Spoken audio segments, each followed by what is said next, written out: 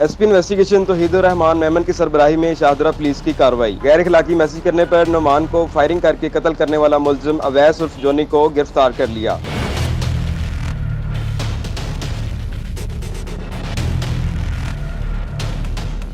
मकतूल नुमान और मुलजिम अवैस उर्फ जोनी एक दूसरे के अच्छे दोस्त थे। मकतूल नुमान मुलजिम अवैस की शादीशुदा बहन को व्हाट्सएप पर गैर इखलाकी मैसेज करके तंग करता था। 3 माह कबल मकतूल नुमान और मुलजिम अवैस के दरमियान गैर इखलाकी मैसेज करने से मना करने पर तलख कलामी हुई थी।